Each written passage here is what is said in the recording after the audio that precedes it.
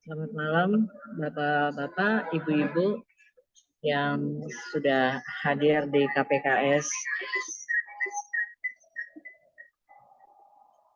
Untuk kesempatan hari ini, tanggal 9 Mei 2023. Kembali kita akan mengadakan pelajaran secara offline dan online. Terima kasih buat yang sudah hadir di acara offline pada malam hari ini. Sekarang kita akan buka acara KPKS malam ini dengan doa pembukaan dari Pak Julius. Silakan Pak Julius.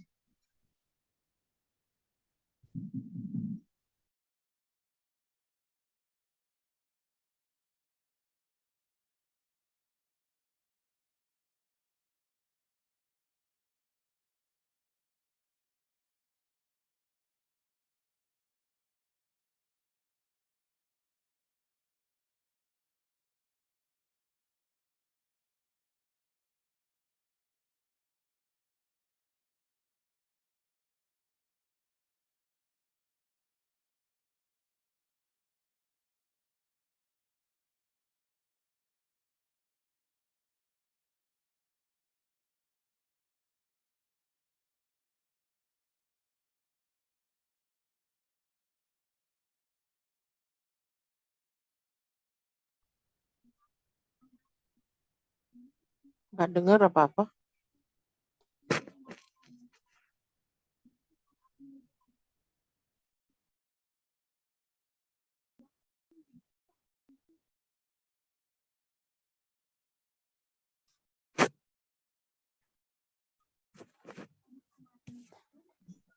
Santo Stefanus, Doakanlah kami.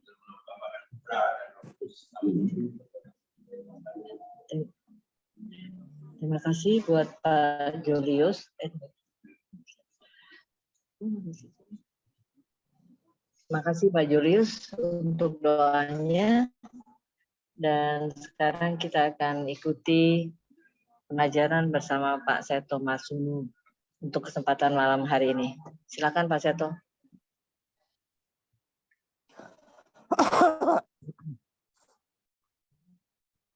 Ya, terima kasih. Selamat malam Ibu, Bapak, dan saudara-saudara semua. Di pertemuan yang lalu kita sudah lihat tentang kematian.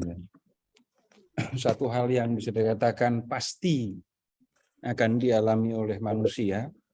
Dan kemudian justru karena kita memikirkan nasib kita sesudah kematian, kita mengikuti Yesus. Kan begitu ya. Kalau nggak mikirin tentang apa yang akan terjadi sudah kematian, ngapain ikut Yesus? Nah, kemudian yang sudah kita lihat juga berkaitan dengan hal ini, kalau bicara kematian ya, yang mati itu sebenarnya hanya raga.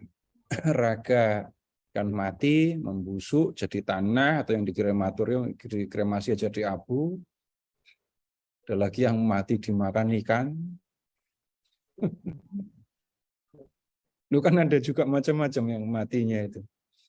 Nah, raga memang mati, tapi jiwa manusia itu tetap hidup. Jiwa tidak akan mati. Nah, kemudian jiwa orang-orang yang percaya kepada Allah akan menerima tubuh surgawi dan kemudian tinggal bersama dengan Allah dalam kehidupan surgawi. Ringkasnya seperti itu yang kita percaya. Jadi setelah raga mati, jiwa keluar dari raga, maka kemudian jiwa akan menerima tubuh surgawi. Ini belum kita diskusikan atau sudah? Atau sudah lupa? Tubuh surgawi. Teksnya itu yang kan waktu itu saya minta untuk baca itu ya. 1 Korintus 15 itu. Ya. 1 Korintus 15. Jadi kalau kita bicara tentang kebangkitan badan, yang harus diingat itu adalah bukan raga kita ini akan hidup lagi, jadi orang lagi. Kalau itu yang terjadi, wah, nah, rugi kalau mati dan bangkitnya setelah usia lanjut kan. Nanti kalau sudah usia lanjut, meninggal, disuruh bangun lagi malah males jangan-jangan. Apalagi kalau keadaan seperti itu, begitu bangun pada nyari balsem nanti, minyak kayu putih. Nah, bukan itu yang dimaksudkan kalau bicara kebangkitan. Yang dimaksudkan ketika manusia bangkit, atau kita mengatakan kebangkitan badan, itu adalah jiwa manusia yang tidak dapat mati itu menerima tubuh surgawi. Nah, itu yang dimaksudkan dengan kebangkitan badan. Mengingatnya gampang saja kok. Bapak Ibu kan sudah ada yang pergi ke Prancis kan ya, ke Lourdes, tapi bukan Lourdes yang saya maksudkan, tapi Nevers. Yang itu loh, jenazah dari Bernadette. Kita mengatakan Bernadette ada di surga kan, tapi itu raganya ada di Prancis, di Awet di situ. Atau ke Goa yang di India, di situ ada jenazahnya Franciscus Xaverius. Nah, raganya ditinggal di dunia. Itu yang lebih dekat dengan zaman kita, Ibu Teresa, Paus Yohanes Paulus II. Jelas kan raganya ditinggal semua. Tapi kita mengatakan mereka ada di surga. Nah, mereka menerima tubuh yang baru itu. Nah, mengenai kebangkitan, teks yang paling jelas bicara tentang hal ini itu 1 Korintus bab 15.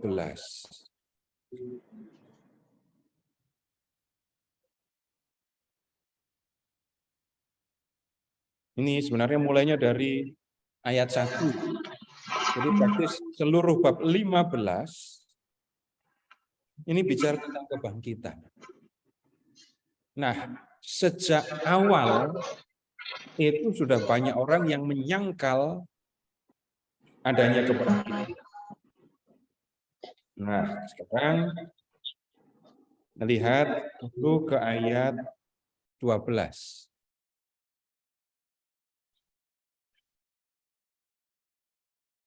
Bab 15 ayat 12. Jadi, bila mana kami beritakan bahwa Kristus dibangkitkan dari antara orang mati, bagaimana mungkin ada di antara kamu yang mengatakan bahwa tidak ada kebangkitan orang mati?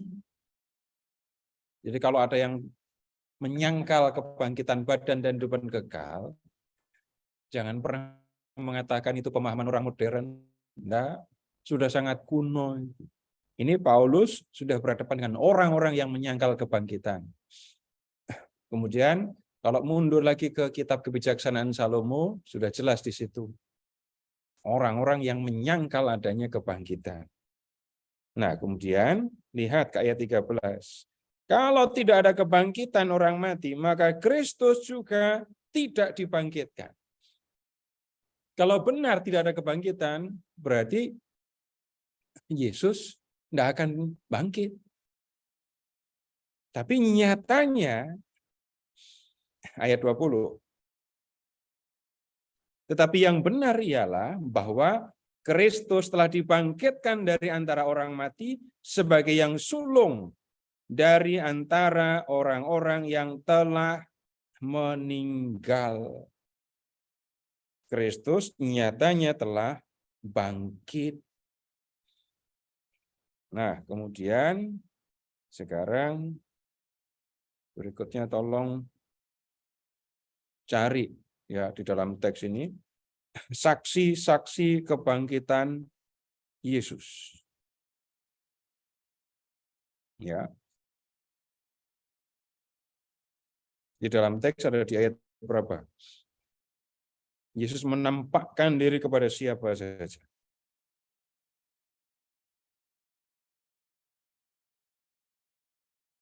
Ayat berapa?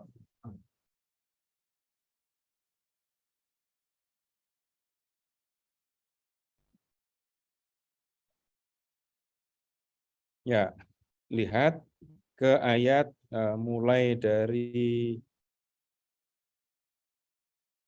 ayat 3 ya. Sebab yang sangat penting dan telah kusampaikan kepadamu yaitu apa yang telah kuterima sendiri ialah bahwa Kristus telah mati karena dosa-dosa kita sesuai dengan kitab suci, bahwa ia telah dikuburkan dan bahwa ia telah dibangkitkan pada hari ketiga sesuai dengan kitab suci. Nah, kemudian itu yang terjadi. Kristus benar-benar mati, nyatanya dikubur, tapi kemudian dia bangkit. Nah, bukti kalau Yesus bangkit apa? Nah, yang ditunjuk bukan soal bukti, tapi orang-orang yang melihat Yesus yang sudah dalam keadaan hidup lagi. Mereka melihat Yesus mati, mereka melihat Yesus dikubur, dan mereka melihat Yesus sekarang hidup lagi. Bahwa ayat 5, ia telah menampakkan diri kepada Kefas, dan kemudian kepada ke-12 muridnya. Sesudah itu ia menampakkan diri kepada lebih dari 500 saudara sekaligus. Kebanyakan dari mereka masih hidup sampai sekarang, tetapi beberapa di antaranya telah meninggal. Jadi yang sudah ketemu dengan Yesus yang sudah bangkit, banyak ya, 500 orang. Kalau 500 orang itu di gereja ini bisa masuk gereja semua kan ya? Kapasitas gereja muat berapa? 800. Berarti semua bisa masuk gereja, tapi udah kayak sudah banyak lah. 500 orang yang pernah melihat Tuhan Yesus yang sudah bangkit. Para rasul itu membuktikan ini benar-benar Tuhan Yesus. Ketika Tuhan Yesus menampakkan diri kepada mereka dan mengatakan, lihat nih tanganku, lihat lambungku, ini aku benar-benar. Nah, jadi para rasul dan 500 orang itu melihat Yesus benar-benar mati dan benar-benar hidup lagi. Jadi nyatanya kebangkitan itu ada. Selanjutnya ayat 7. Ia menampakkan diri kepada Yakobus, kemudian kepada semua rasul. Dan yang paling akhir dari semuanya, ia menampakkan diri juga kepadaku sama seperti kepada anak yang lahir sebelum waktunya. Paulus bahkan mengatakan dia termasuk sebagai saksi kebangkitan Yesus, orang yang melihat Yesus yang sudah bangkit. Jadi kebangkitan itu jelas ada. Dan Bapak Ibu ayat berapa tadi? Yang Yesus disebut sebagai yang sulung. Ayat 20 tadi loh. Tetapi yang benar ialah bahwa Kristus telah dibangkitkan dari antara orang mati sebagai yang sulung dari orang-orang yang telah meninggal. Maksudnya Yesus adalah yang pertama bangkit dari kematian. Masih ingat kan? Kebangkitan Yesus dengan kebangkitan Lazarus sama atau beda? Beda kan? Jadi yang dimaksudkan yang pertama bangkit itu yang bangkit dan nggak mati lagi. Nah, kemudian yang berikutnya, nah sekarang ayat 22. Karena sama seperti semua orang mati dalam persekutuan dengan Adam, demikian pula semua orang akan dihidupkan kembali dalam persekutuan dengan Kristus.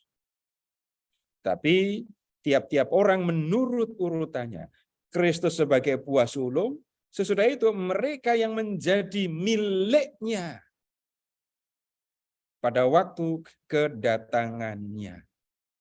Kristus yang pertama bangkit, lalu orang-orang yang menjadi miliknya, orang-orang yang percaya kepada Kristus akan bangkit seperti dia. Lalu ayat 35. Tetapi mungkin ada orang yang bertanya, bagaimanakah orang mati dibangkitkan. Dan dengan tubuh apakah mereka akan datang kembali. Nah, Paulus kemudian memberikan penjelasan di sini. Kalau orang bangkit dari kematian, mengalami kebangkitan badan, itu dia akan dibangkitkan dengan tubuh yang seperti apa. Nah, untuk memahaminya, lihat ini, mulai ayat 36 dan 37. Apa yang kau sendiri taburkan tidak akan tumbuh dan hidup kalau ia tidak mati dahulu. Dan yang kau taburkan bukanlah tubuh tanaman yang akan tumbuh, tapi biji yang tidak berkulit, umpamanya biji gandum atau biji lain. Tetapi lihat, Allah memberikan kepadanya suatu tubuh seperti yang dikehendakinya. Ia memberikan kepada tiap-tiap biji tubuhnya sendiri. Maksudnya, ini Bapak Ibu silahkan membayangkan atau mengingat ketika menanam tanaman dari biji. Entah, kalau gandum nggak pernah nanam gandum kan ya. Nyampe di sini udah jadi tepung. Terserah biji mangga, rambutan, atau padi sama saja semua. Ketika biji itu ditanam, tidak kemudian biji itu tambah besar, tetapi kita melihat yang kelihatan di mata ya, biji yang ditanam itu, terus kemana itu? Jadi daun awal itu ya, habis itu hilang, terus kemudian muncul pohon. Tuhan memberikan kepada setiap biji tubuhnya sendiri. Biji yang lama tadi hilang, tapi Tuhan kemudian memberikan tubuh. Nah, seperti itu yang terjadi ketika orang mati dibangkitkan. Lihat ke ayat 42. Demikian pula halnya dengan kebangkitan orang mati. Ditaburkan dalam kebinasaan, dibangkitkan dalam ketidakbinasaan. Ditaburkan dalam kehinaan, dibangkitkan dalam kemuliaan. Ditaburkan dalam kelemahan, dibangkitkan dalam kekuatan. Yang ditaburkan adalah tubuh alamiah, yang dibangkitkan adalah tubuh rohania. Jika ada tubuh alamiah, maka ada pula tubuh rohania. Nah, ini perhatikan, ada tubuh alamiah dan ada tubuh rohania. Seperti ada tertulis manusia pertama, Adam menjadi makhluk yang hidup, tetapi Adam yang akhir menjadi roh yang menghidupkan. Nah, berikutnya. Tetapi yang mula-mula datang bukanlah yang rohania, tetapi yang alamiah. Kemudian barulah datang yang rohania. Manusia pertama berasal dari debu tanah dan bersifat jasmani.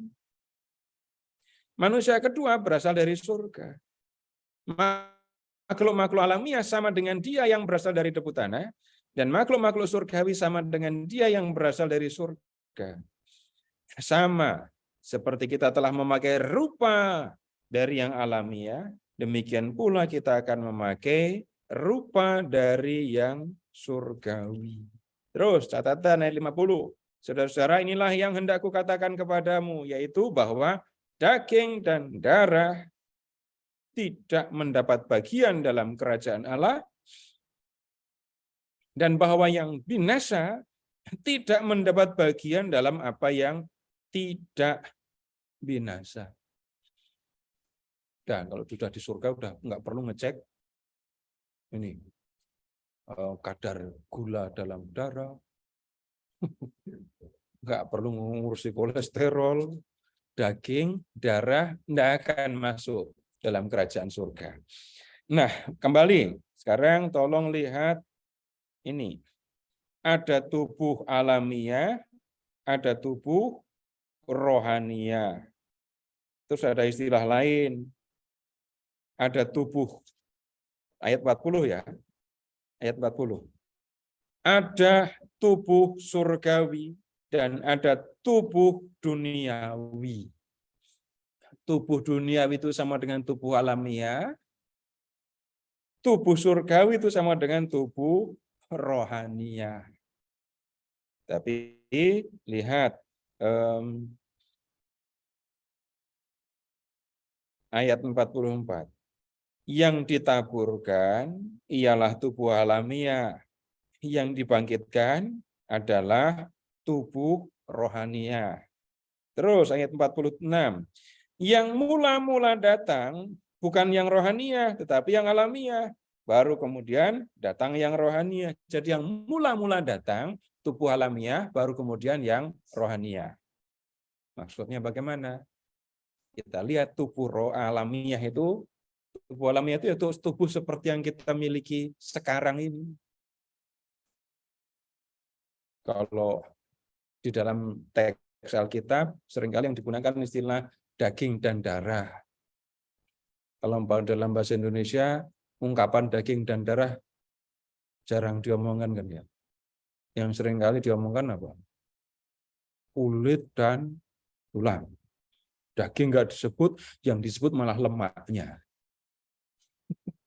Nah, yang dimaksudkan tubuh alamiah, tubuh duniawi yaitu. Nah, kemudian agak mendetail ini membacanya, coba lihat ayat 43.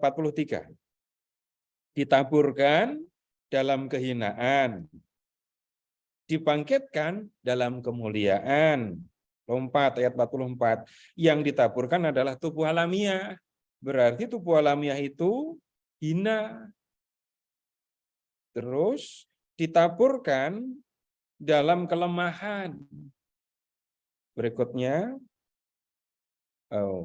ayat 42 sudah ada. Ditaburkan dalam kebinasaan, ditaburkan dalam kehinaan, ditaburkan dalam kelemahan. Yang ditaburkan itu adalah tubuh alamiah. Yang mula-mula datang adalah tubuh alamiah. Jadi tubuh alamiah atau tubuh duniawi itu binasa, kemudian hina, terus lemah. Sudah mengalami 3 hal ini atau belum? Gampang saja kok mengingatnya. Udah pada makan belum? Kurang makan, gemeter. Itu saya. Telat makan, gemeter. Terus dibiarin kurang makan terus, pusing. Berikutnya lagi ada yang sampai pingsan loh ya. Terus dibiarkan nggak makan, bisa mati. Tapi kalau dibalik, makan. Nanti selisih 1 jam, makan lagi. Selisih 1 jam, makan lagi. Terus begitu apa yang akan terjadi dengan badan. Apalagi di sebelah situ kan ada sate kambing kan ya. Orang Madura itu yang jualan. Makan lagi, makan lagi. Badan juga akan menunjukkan kelemahan. Badan makin besar, lemak makin banyak, dan seterusnya. Itu badan lemah ya seperti itu. Tubuh alamiah lemahnya seperti itu. Kapan terakhir kena hujan? Waktu kecil main hujan apa enggak? Rugi kalau waktu kecil nggak main hujan-hujan kan. Tapi waktu kecil main hujan-hujanan nggak masalah. Tapi sekarang coba hujan-hujan setengah jam saja. Dampaknya bisa panjang sekali. Itu tubuh lemah. Nanti kelemahan yang lain lagi ya udah jelas. Berapa tahun ini pandemi itu sudah menunjukkan kelemahan kita, kelemahan tubuh alamiah itu. Kemudian tubuh alamiah itu juga hina. Hina itu bagaimana? Pakai kata jelek saja ya, menjijikkan. Rendah. Ya menjijikkan lah kata itu cukup. Untuk membuktikannya kan gampang. Bapak Ibu semua punya toilet kan di rumah. Udah nggak usah perlu penjelasan kan kalau tubuh alamiah itu hina. Belum lagi misalnya ya ngomongin raga. Ini saya nggak ngomongin siapa-siapa ya. Tapi kalau orang yang sampai sakit, orang mengatakan badannya habis. itu kan yang dulu cakepnya kayak gitu, giliran sakit habis daging dan lemaknya itu udah jadi kelihatan seperti itu. Belum lagi kalau sudah melihat jenazah. Jenazah yang jadi korban perang lagi. Kelihatan sekali hinanya tubuh itu. Iya, yang kecelakaan lagi. Kelihatan sekali hinanya tubuh ini. Kemudian pada akhirnya tubuh alami atau tubuh duniawi ini akan binasa. Sudah jelas kan, di paroki pasti ada seksinya sendiri kan ya, untuk ngurusi tubuh yang binasa itu. Sudah pada pesan kuburan atau belum? Kami kalau di kampung saya kan dari kecil juga sudah iuran untuk pesan kuburan itu. Bukan Santo Yusuf tapi Marius. Iuran tiap bulan untuk kuburan itu. Itu kan jelas diurus. Dan itu akhir dari tubuh alamiah. Tapi lihat lagi ayat 42 ya. Dibangkitkan dalam kebinasaan, ditaburkan dalam kebinasaan. Lihat, dibangkitkan dalam ketidakbinasaan, 43, dibangkitkan dalam kemuliaan, dibangkitkan dalam kekuatan. Jadi tubuh surgawi, tubuh alam atau tubuh rohania itu tidak binasa, mulia, dan kuat. Nah, Bapak Ibu, untuk hal ini, untuk memahami hal ini, beruntung jadi orang Katolik. Karena mengingat patung Bunda Maria yang ada di rumah, itu kan kita sudah diskusi dan sudah menunjukkan, dan itu menjadi jelas kan, untuk mengatakan tubuh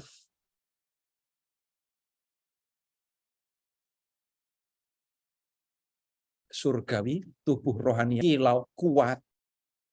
Dan kalau menggunakan teks lain yang di Injil Lukas, yang sudah menerima tubuh surgawi, itu sudah menjadi seperti malaikat. Maksudnya, ya malaikat itu kan nggak pernah ada yang jadi tua. Kan? Malaikat Mikael nggak pernah bisa dikatakan pasti dia sudah veteran atau purnawirawan gitu. Enggak. Atau sayap-sayapnya sudah mulai ini rontok bulu-bulunya. Enggak.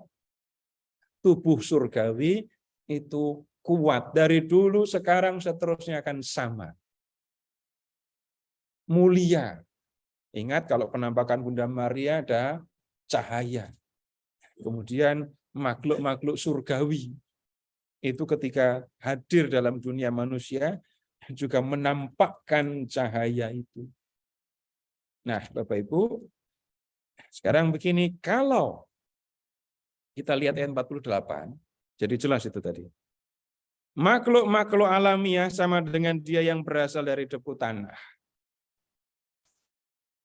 Bapak Ibu, jenazah manusia dengan bangkai binatang, itu nasibnya sama saja kan sebenarnya.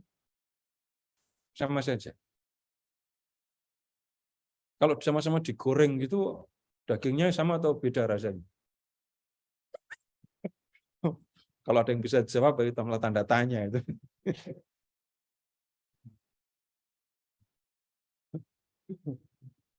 Belum tentu kalau jualnya di sini, Pak. Jualnya di tempat lain, di suku-suku kanibal itu otaknya dimakan, dan itu katanya yang paling enak. Iya, di lubangnya di pelipis ini karena paling tipis, diambil otaknya. Atau di tangannya ini loh. Ini tangannya yang di sini banyak lemaknya itu kalau ditangkap sama orang-orang kanibal, dipanggang itu seperti makan ceker ayam kali ya. Ya karena ada kenalan saya, pastor yang sudah lebih senior dari saya, mengatakan begitu ketika salaman, dia bilang, tangan Bapak enak ini.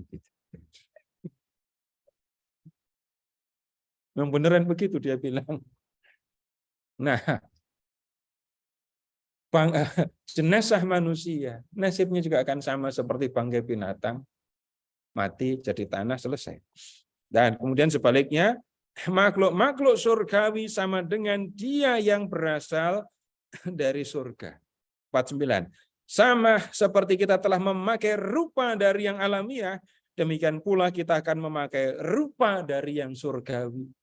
Kita akan memakai tubuh yang berasal dari surga, tubuh yang sama dengan yang dimiliki oleh makhluk-makhluk surgawi, yang kuat, mulia, tidak bisa mati seperti yang tampak dalam diri Bunda Maria waktu menampakkan diri itu. Nah, sekarang begini, ini soal sederhana tapi bisa jadi sangat serius ya. Bapak Ibu, ketika orang meninggal dan dikubur atau dikremasi, itu kan tidak selalu mereka meninggal secara normal, wajar gitu kan. Ada yang diumumkan di masjid telah meninggal dunia dengan tenang. Tapi ada yang meninggal nggak tenang dan nggak diumumkan? Ada. Gimana mau ngomong telah meninggal dengan tenang padahal dia meninggal karena kecelakaan? Mengumumkannya gimana kalau meninggal karena kecelakaan? Belum lagi kalau saya meninggal karena kecelakaan, belum tentu raganya utuh kan. Ada yang raganya utuh kok mati, gegar otak. Tapi ada yang sampai badannya hancur, hangus, anggota badan hilang, macam-macam. Nah, sekarang begini, kalau berhadapan dengan kematian yang seperti itu, kan nggak semua orang berani ngomong. Gimana menghiburnya? Bagaimana bicara tentang kematian yang mengerikan dan menakutkan itu. Nah, teks dari ini surat Paulus kepada jemaat di Korintus bab 15 ini bisa disampaikan kalau berhadapan dengan situasi yang seperti itu. Raganya memang hancur, tapi nggak ada masalah dengan raga ini. Karena apa? Semua raga pasti juga akan hancur. Tapi kita bisa mengatakan, saudara kita yang meninggal ini akan menerima tubuh surgawi. Nah, kalau di situ ada patung Bunda Maria, tinggal tunjukkan. Nanti akan menerima tubuh yang seperti ini. Itu manfaat dari teks yang seperti ini. Dan ya mungkin saya pernah bicara kepada Bapak Ibu, saya pernah menggunakan teks ini ketika berhadapan jenazah yang meninggal memang karena kecelakaan. Yang ada di lingkungan nggak berani dan bingung harus bicara apa. Ini tidak mengabaikan semua kesedihan karena kematian itu ya. Tapi justru teks ini atau firman ini diharapkan bisa memberi hiburan. Saudara kita memang meninggal, semua tahu caranya begini ya. Tapi yang akan terjadi dengan saudara kita adalah seperti yang disampaikan dalam surat Paulus, menerima tubuh surgawi seperti tubuh Bunda Maria. Sudah bisa memberi homili kan untuk ini.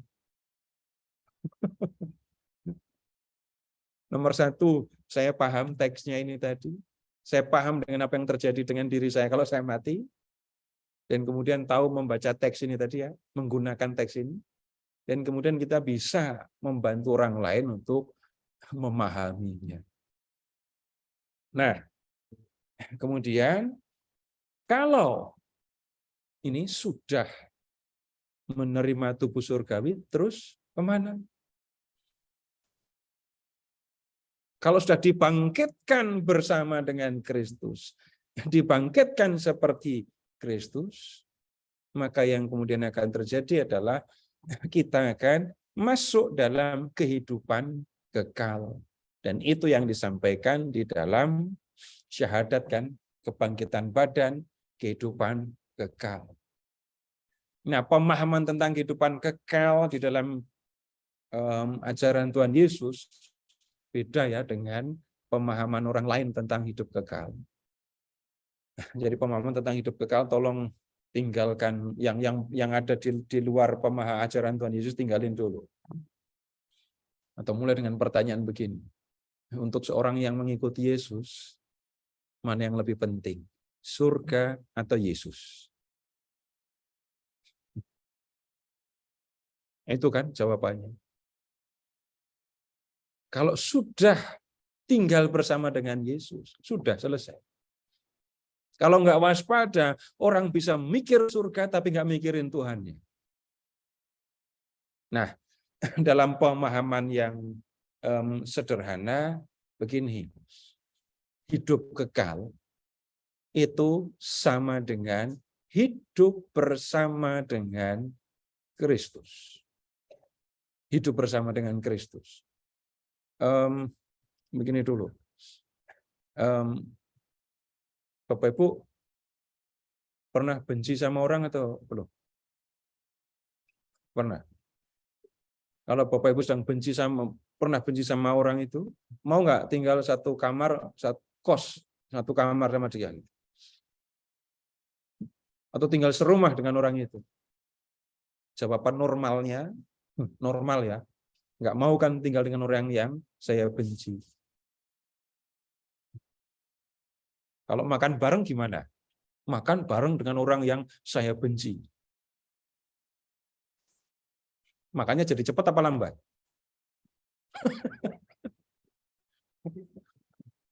Kan akan cepat. Pokoknya akan pergi menjauh, menghindar secepat mungkin. Tapi kalau bayangkan yang sebaliknya, Bapak Ibu tinggal bersama, hidup bersama, makan bersama dengan orang-orang yang Bapak Ibu sayangi dan mereka pun menyayangi Bapak Ibu. Suasananya akan seperti apa? Nomor satu jawabannya gampang kan, senang. Dan amati dampaknya kalau sedang senang. Pernah mengalami makanannya sebenarnya biasa, tapi karena makan bersama dengan orang-orang yang saling mengasihi, makan jadi lebih enak dari yang seharusnya. Ya objektif begitu kan ya. Objektif ini kurang enak makanan, tapi karena suasana menyenangkan, makanan jadi berasa lebih enak. Waktu berasa lebih cepat atau lebih lambat? Berasa lebih cepat. Kalau sedang berantem, bisa berasa lama sekali, padahal nggak ada timernya. Atau kalau sedang dimarahi itu, ini yang marah kok nggak berhenti-berhenti, itu kan kayak lama sekali. Nah, sekarang silahkan membayangkan hidup kekal itu sama dengan hidup bersama dengan Yesus. Sudah, begitu dulu. Nah, Yesus sudah mengasihi aku. Yesus sudah mati untuk membebaskan aku dari dosa dan untuk membawa aku ke tempat kediamannya. Nah, kalau seumur hidup aku mengasihi Tuhan Yesus, lalu waktu mati aku meninggalkan ragaku, terus aku pergi bersama dengan Yesus, itu yang dimaksudkan dengan surga. Tinggal bersama dengan Yesus yang mengasihi aku dan aku pun mengasihi dia. Nah, itu kalau Bapak Ibu membuka, silahkan dibuka Yohanes bab 3 ayat 17. Yohanes 3, ayat 17 ayat 3.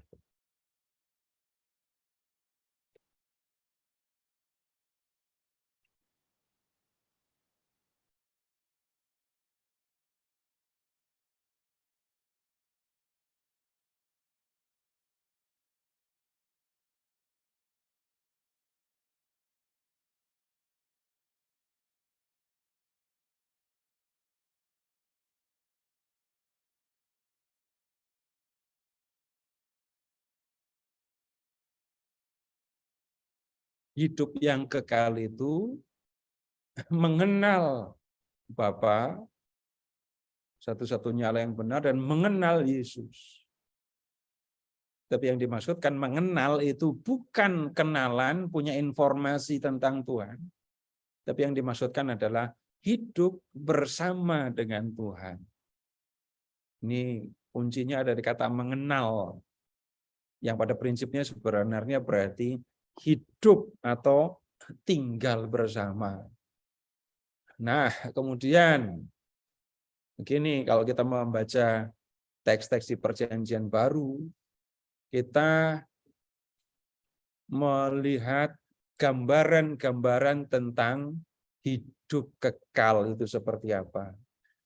Yang paling banyak, paling banyak digunakan ya, itu kerajaan surga atau kerajaan Allah. Surga itu seperti satu kerajaan, Yesus itu rajanya, lalu kita jadi rakyatnya. Itu hidup bersama kan. Nanti di kesempatan yang lain, surga itu digambarkan seperti rumah. Di rumah Bapakku ada banyak tempat tinggal. Aku akan pergi ke sana untuk menyiapkan tempat bagimu.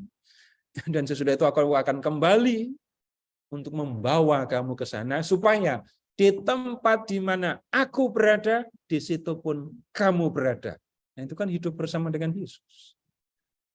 Lalu di kitab Wahyu, itu digunakan gambaran yang beda lagi. Yerusalem surgawi. Tempat kediaman Allah, itu digambarkan seperti sebuah kota yang indahnya maksimal gitu ya. Karena tembok kota, pondasi untuk temboknya batu mulia semua, kota-kotanya, bangunan yang ada di dalam kota dibuat dari emas semua. Nanti pada waktunya kita akan lihat, tetapi itu gambaran tentang tempat kediaman Allah. Dan kalau orang beriman tetap setia kepada Allah, dia akan tinggal bersama dengan Yesus di dalam ini Yerusalem surgawi itu. Nah, ini yang kita percaya di dalam Gereja Katolik dengan tentang apa yang akan terjadi pada kita sesudah kematian. Tapi kemudian ternyata enggak semua orang itu langsung masuk ke surga. Ini ya, sebentar.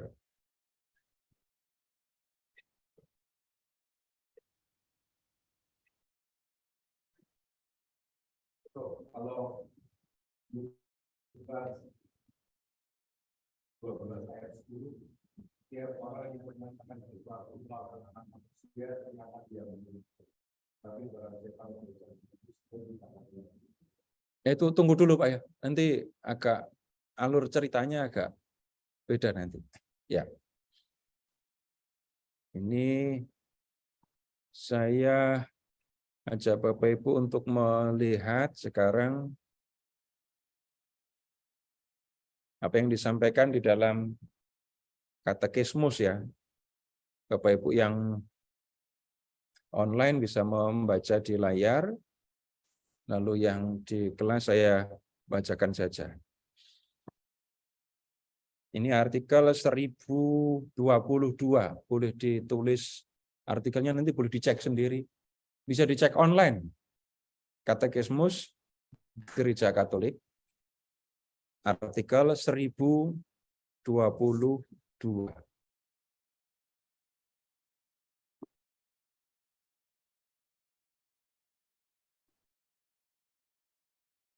Pada saat kematian, setiap manusia menerima ganjaran abadi dalam jiwanya yang tidak dapat mati. Ini berlangsung dalam suatu pengadilan khusus yang menghubungkan kehidupannya dengan Kristus. Entah masuk dalam kebahagiaan surgawi melalui suatu penyucian, atau langsung masuk dalam kebahagiaan surgawi, ataupun mengutuki diri selama-lamanya.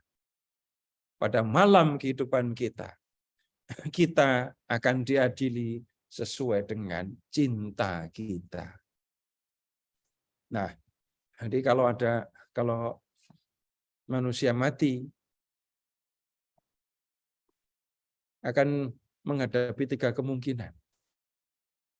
Kemungkinan yang pertama, itu masuk dalam kebahagiaan surgawi, tapi melalui penyucian. Yang kedua, langsung masuk dalam kebahagiaan surgawi. Dan yang ketiga, enggak masuk sama sekali ke sana. Nah, sekarang begini, kalau Bapak Ibu melihat yang ada di dalam teks Alkitab, Tuhan tidak menghendaki kita melewati yang pertama.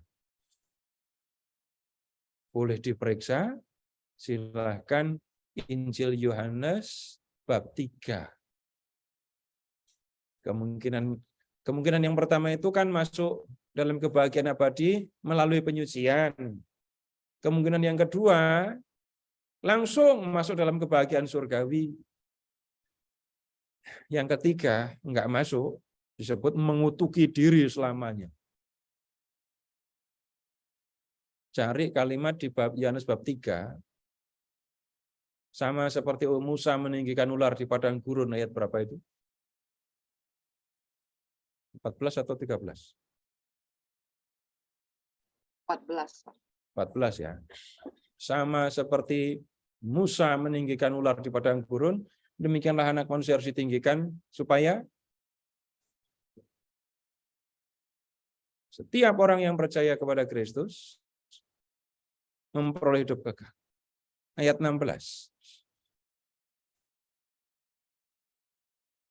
Karena begitu besar kasih Allah akan dunia ini, sehingga Ia mengaruniakan anaknya yang tunggal, supaya setiap orang yang percaya kepadanya tidak binasa, melainkan beroleh hidup yang kekal.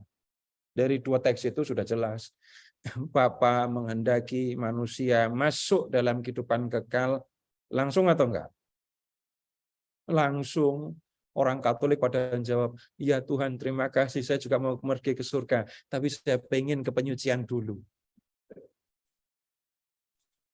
Kenapa saya mengatakan begitu?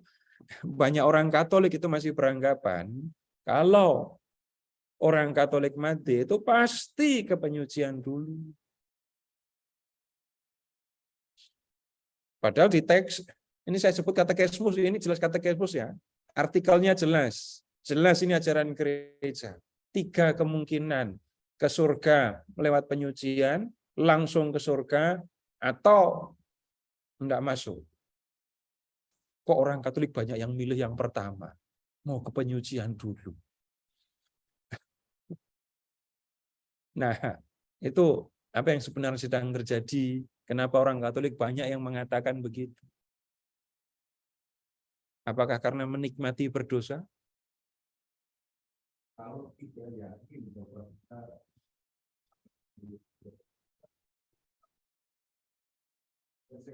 kalau saya yakin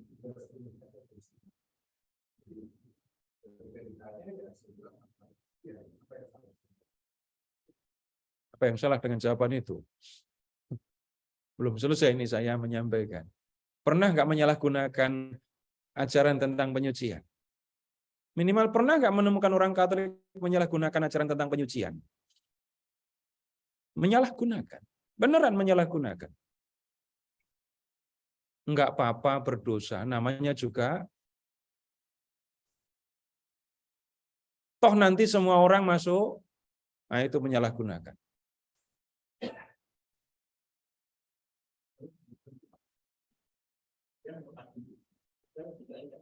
Nah ini tadi yang kita lihat teksnya Pak. Ini saya katekismus loh ya. Entah masuk dalam kebahagiaan surgawi melalui suatu penyucian, satu. Yang kedua, langsung masuk kebahagiaan surgawi atau mengutuki diri selamanya. Nah Bapak tambah kemungkinan apa lagi? Lewat penyucian tapi nggak masuk surga. Nah itu nggak ada di katekismus. Nah berikutnya lagi masih kembali soal api penyucian. Ini kan urusannya dengan dosa kan.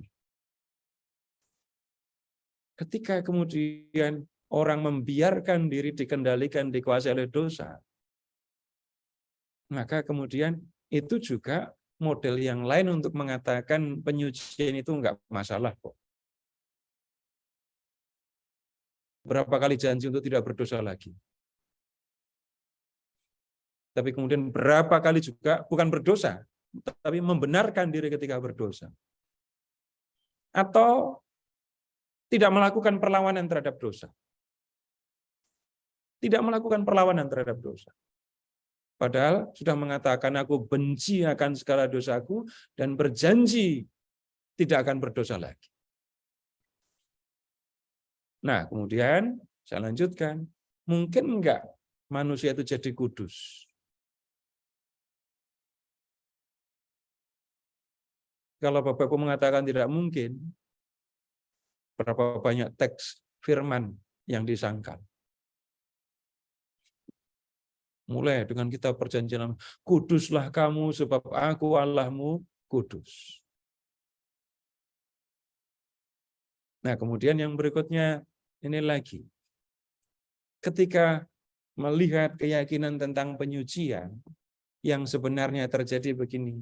Saya sudah berusaha hidup kudus. Saya sudah berusaha untuk mengasihi, saya sudah berusaha untuk melawan dosa. Kalau kemudian saya jatuh, Tuhan punya cara untuk menyelamatkan saya. Bukan, yuk jatuh yuk, nanti diselamatkan kok. Bukan begitu.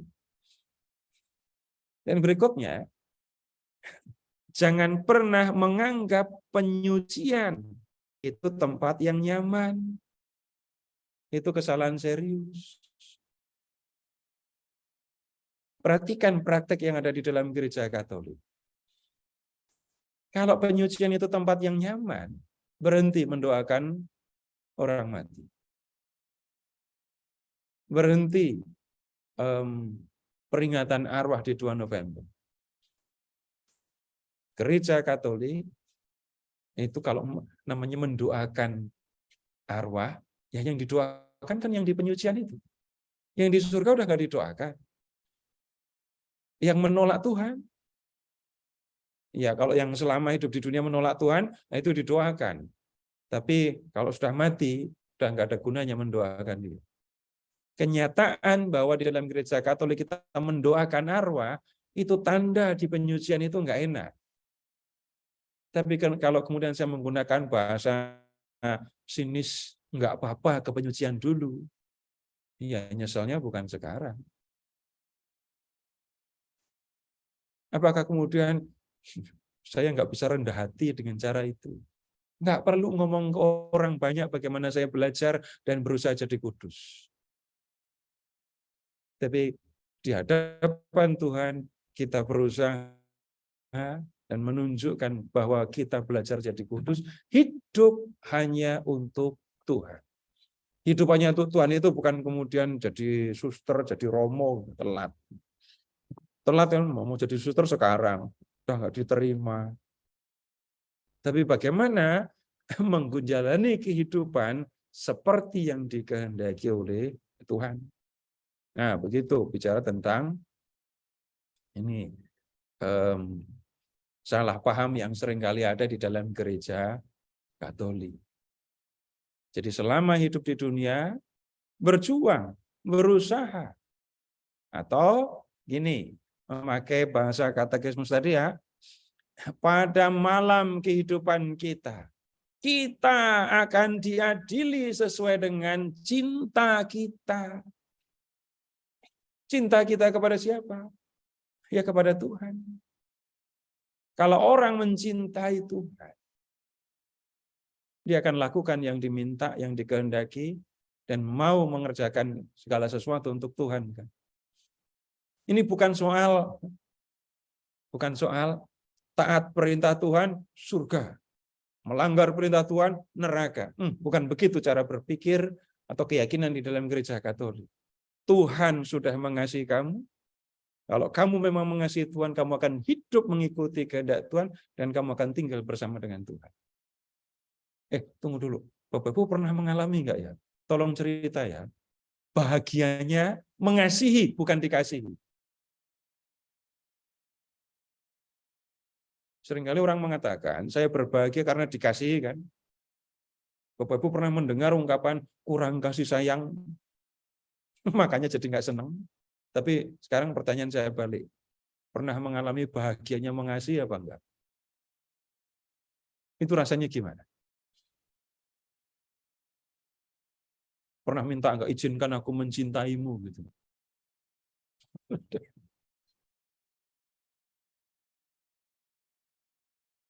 Lukas pakai kalimat langsung. Bapak Ibu merasa senang nggak kalau bisa mengasihi Tuhan? Itu. Dan yang akan menentukan saya tinggal bersama dengan Yesus sekarang dan selanjutnya, itu adalah saya mengasihi Tuhan apa enggak. Menjadi kudus, itu artinya sama dengan mengasihi Tuhan. Sederhananya, kalau di dunia ini saya mengasihi Tuhan, lah itu kan nanti ketika mati, saya hanya meninggalkan raga saya, tapi saya akan terus bersama dengan Tuhan. Selama saya di dunia dan mengasihi Tuhan, saya akan bersama dengan Tuhan kan? Lalu ketika mati, cuma raga saya yang ditinggal, saya tetap akan bersama dengan Tuhan. Sudah begitu saja. Nah, konsentrasinya bukan di penyucian. Itu yang seringkali terjadi dalam pembicaraan di antara umat Katolik. Konsentrasinya bukan surga, malah penyucian. Kalau nggak waspada, orang yang memandang rendah penyucian, itu justru juga akan memandang rendah dosa. Nah, kemudian efeknya apa? Nah, kalau begitu ya nanti ya makin lama lah di penyucian gitu ya. Sekali lagi jangan pernah mengatakan di penyucian itu enak. Saya sih juga belum pernah ke sana, tapi saya cukup mengatakan kalau di dalam gereja Katolik kita mendoakan arwah, jelas keyakinan gereja. Di sana nggak enak. Bapak Ibu amati ya dalam kehidupan biasa saja. Yang Bapak Ibu doakan itu kebanyakan ya orang yang susah atau orang yang senang. Kalau nggak percaya doa umat ya, perhatiin doa umat ya. Untuk saudara-saudara kita yang mendapatkan rezeki melimpah. Pernah mendoakan gitu atau enggak? Enggak pernah ya? Aneh itu. Padahal mereka yang banyak bantuin gereja, tapi enggak didoakan. Yang didoakan orang yang berkekurangan, orang yang sedang mengalami kesedihan, dan seterusnya. Itu tanda yang lebih lanjut. Jadi kalau kita mendoakan yang di penyucian, yang didoakan kan supaya dia segera jiwanya dibersihkan dan dibawa ke surga. Nah, itu yang terjadi. Kemudian berikutnya,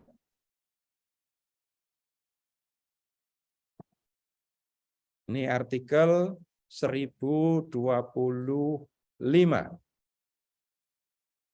Hidup di dalam surga berarti ada bersama Kristus. Itu tadi sudah kita lihat. Hidup di dalam surga berarti hidup bersama dengan Kristus.